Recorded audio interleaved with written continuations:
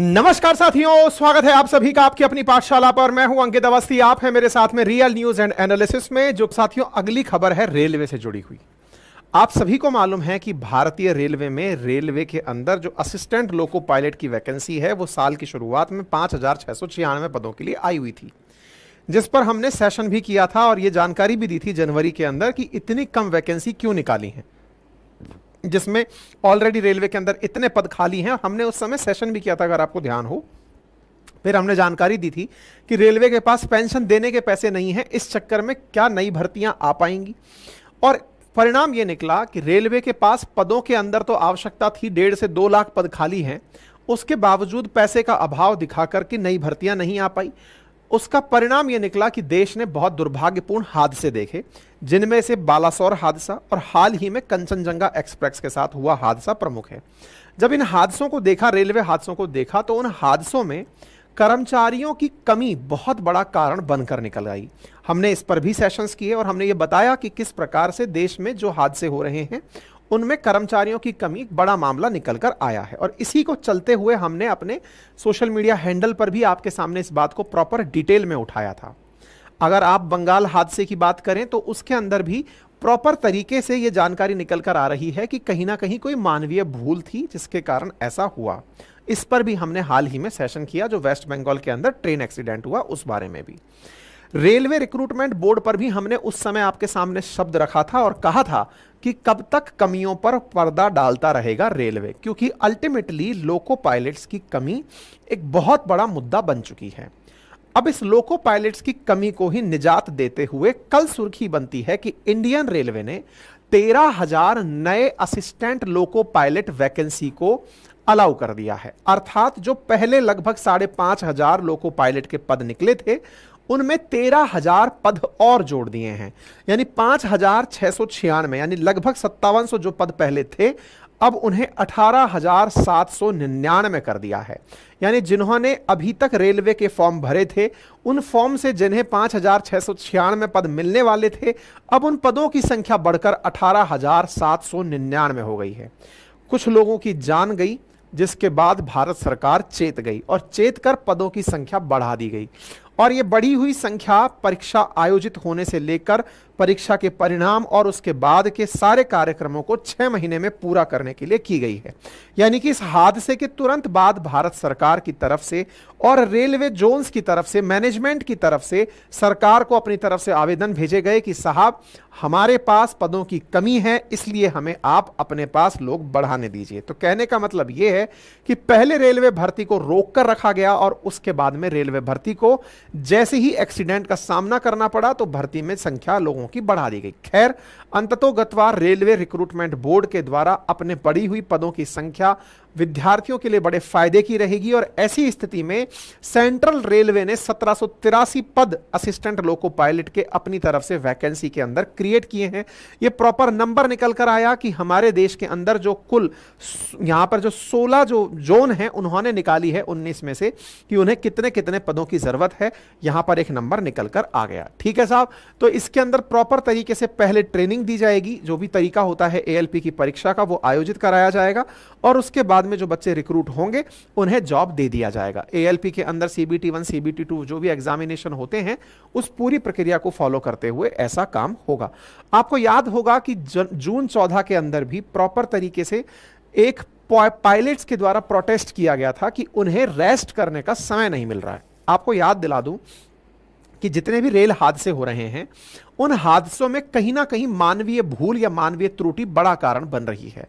मानवीय भूल और मानवीय त्रुटि के साथ साथ जो चलाने वाले रेल के पायलट्स हैं, जिन्हें लोको पायलट्स कहा जाता है, उनके साथ में जो रेस्ट करने का समय है उसका अभाव उनके मस्तिष्क पर जॉब की स्ट्रेस बढ़ा रहा है और उसके चलते हादसे होने की बातें सुनने में आ रही हैं। जैसे कल एक सोशल मीडिया पर गलत न्यूज ट्रेंड होने लगी कि जो ड्राइवर गाड़ी चला रहा था वो 3 रातों से नहीं सोया था।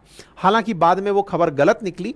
जो अभी कंचनजंगा एक्सप्रेस में मालगाड़ी के साथ जो हादसा हुआ था, बोले वो कई दिन से गाड़ी चला रहा था, कई दिन से उसने रेस्ट नहीं किया था, इसलिए ट्रेन भेड़ दी। हालांकि वो फर्जी खबर थी, लेकिन फिर भी ये बात सत्य है कि जो पायलट्स गाड़ी चलाते हैं उन्हें एक हफ्ते में मात्र 40 घंटे ही नौकरी पर रहना होता है। अगर हम 5 दिन एक हफ्ते में बात करें काम करने के, तो उन्हें 8 घंटे ही प्रतिदिन के हिसाब से गाड़ी चलानी होती है।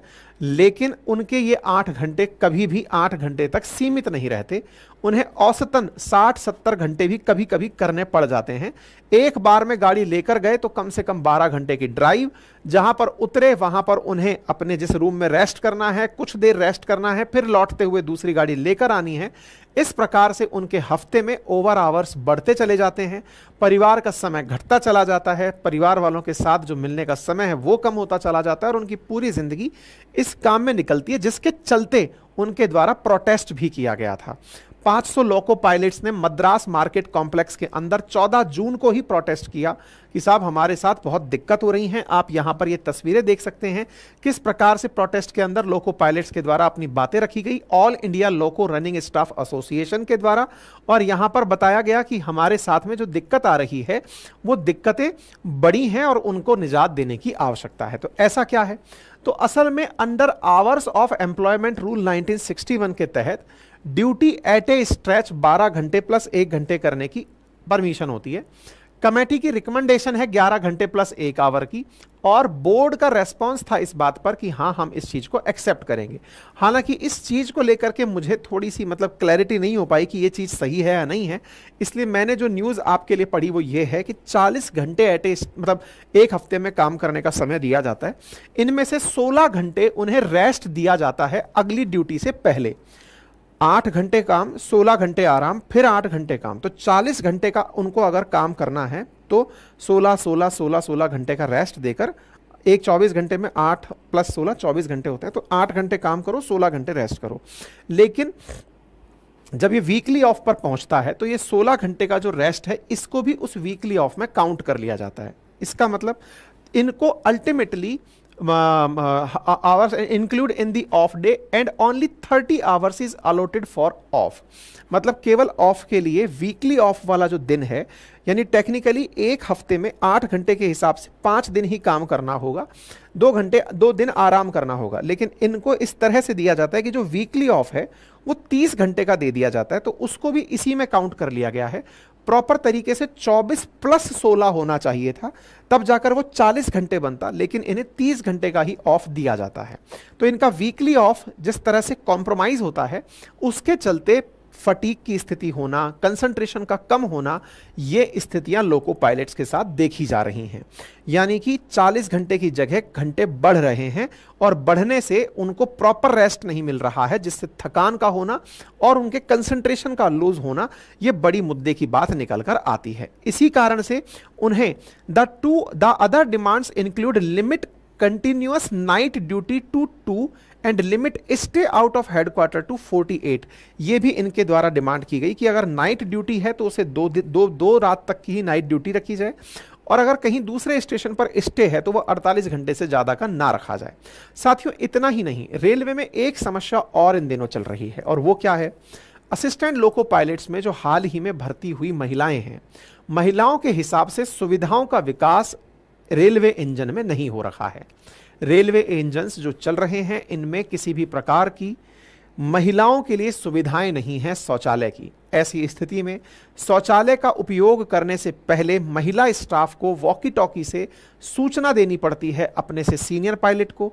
सीनियर पायलट इस सूचना को स्टेशन मास्टर को देता है, और वो पूरी आवाज पूरे रास्ते में उपस्थित जितने भी कर्मचारी हैं जो वॉकी टॉकी पर कनेक्टेड हैं उन्हें सुनने को मिलती है, जिसके चलते महिलाओं को बड़ी शर्मिंदगी का सामना करना पड़ता है। समटाइम्स ट्रेन जब किसी कच्चे रास्ते पर कहीं रुकती है तो ट्रेन से उतरकर कहीं शौचालय के लिए जाना और भी खतरनाक और शर्मिंदगी भरा होता है। ऐसी स्थिति में महिला कर्मचारियों के साथ भी बड़ी असुविधाओं का सामना करना पड़ रहा है। आज जहां देश और दुनिया में तापमान हमेशा एक चुनौती बनता जा रहा है, रेलवे का तो जो इंजन है वो ऑटोमेटिकली ट्रांसफार्मर के साथ लगा होने के चलते बाहर के तापमान से भी ज्यादा तापमान अंदर रखता है, और उस अंदर के तापमान में रहना बहुत मुश्किल टास्क होता है। कहने के लिए रेलवे इनमें एसी लगाने की कवायद शुरू कर रहा है, लेकिन 90% ट्रेनों में एज पर रिपोर्ट्स जिनमें एसी लगाया गया वो या तो फंक्शन नहीं कर रहा है या अभी भी गर्म हवा ही फेंक रहा है। मतलब रेलवे का इंजन चलना मानवीय स्थितियों में एक बहुत बड़ी चुनौती बनता चला जा रहा है। ऐसी स्थिति में रेलवे के लोको पायलट्स की हालत का खराब होना बड़े एक्सीडेंट्स का बड़ा जिम्मेदार कारक बनकर निकल रहा है। इसी के चलते नए लोको पायलट्स की भर्ती करने पर सरकार फिलहाल विचार कर रही है।